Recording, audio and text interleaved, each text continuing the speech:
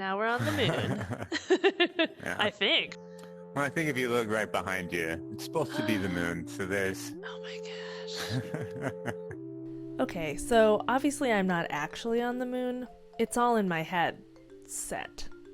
I'm at Crosscom, a software development company in Durham, North Carolina, where they're using virtual and augmented reality to create everything from giant fake spiders to replicas of beating human hearts. Virtual reality is the kind of experience that would put you in a virtual space outside of or different from your perception of the real world around you. You're experiencing and perceiving a world that's entirely different from the room that you're in or the home that you're in or the office. You're almost magically transported into a different kind of experience or a different kind of place. Like this virtual meeting space, where I interviewed developer Mike Harris, that's his avatar on the right, while he was hundreds of miles away in Louisiana. Recognize the gal on the left? They made me a virtual version of myself too.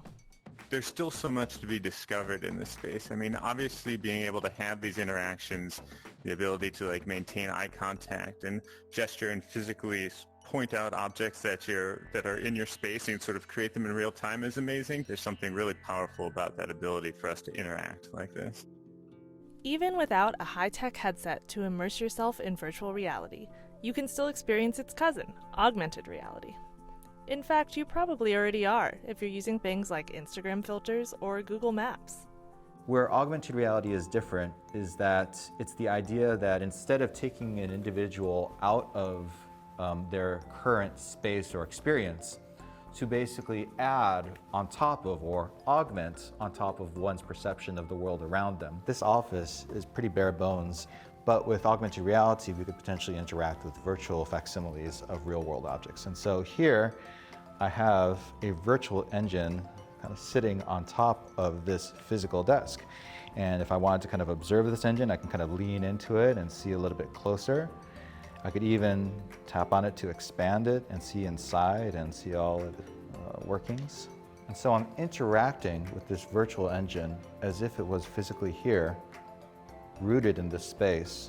But of course, I can make it close up with a tap, and I can make it disappear, and then pull up another object for observation and interaction. You are physically able to move around the space. This is kind of your portal into this virtual world. Yes, that's exactly right. There's going to be a lot of applications for this kind of technology.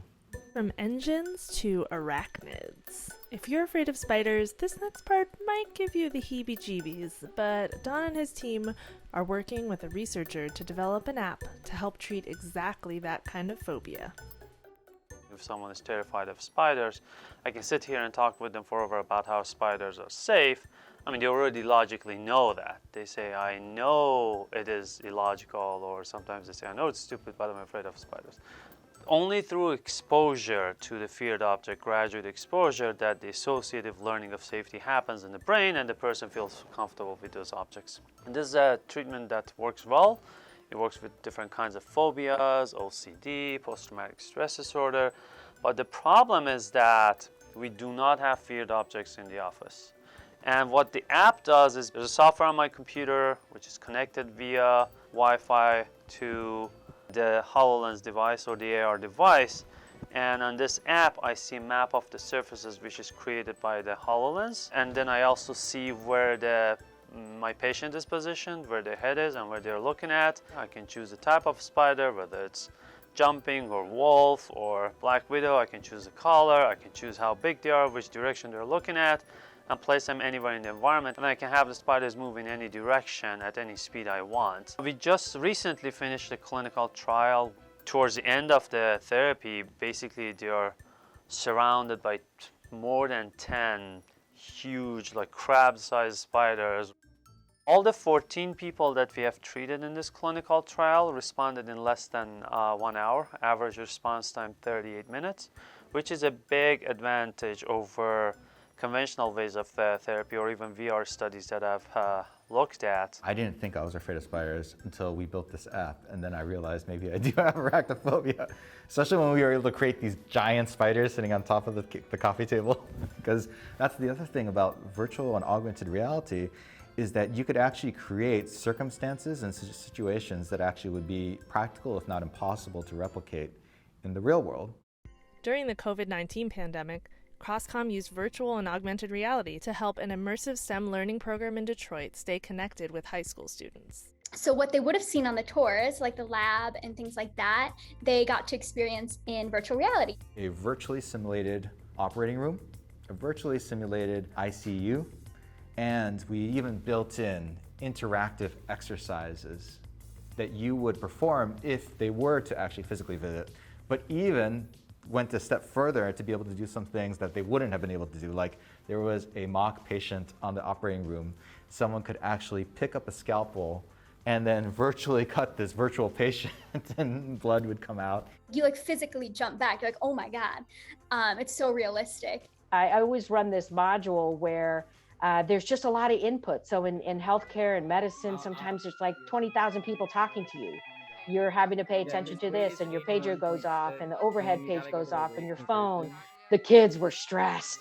They were like, you know, one of them said, I have never been this stressed in my life because I was making the environment very stressful. If we were just here on Zoom, it wouldn't have carried. They would have seen it like a movie. It would have been like a TV show. It would have been Grey's Anatomy. And they would have been like, oh, okay, they're running that. But they were in it. They were immersed. They heard the sounds. Now, instead of being limited to students with VR headsets, even more students can participate through their smartphones using augmented reality. I challenged Don and I said, we have to come up with a technology that, you know, doesn't require great Wi-Fi, which, by the way, we found out, you know, for many kids, a struggle. With AR, everyone has a smartphone. So 95% of the students who want to participate but don't have the funds, let's say, for VR, AR is a great substitute. And it gives you that sense of immersion and participation without all the cost. I think getting it to a broader audience is important. All of that leads to really just, you know, helping the next generation succeed. You might worry that all of this technology will cause humans to become isolated. But the COVID-19 pandemic has highlighted that virtual interaction can help keep us connected. I remember there was a time early during the pandemic that I had one of these headsets and my father had one as well, and I set up like a little environment for us to hop in together. It was just like a little old-timey saloon to like have a beer together. And I remember the feeling of being in his presence was really meaningful to me at that moment. Exploring the ways that this technology helps us connect with each other, especially with like families living so distant from each other and workers working remotely. I think we've just sort of scratched the surface of how this allows us to actually be more in contact with each other when we can't be physically, and that's what I'm most excited about. Thanks y'all for watching this video, and if you want more where that came from, check out our channel, Sci and C. Stick around.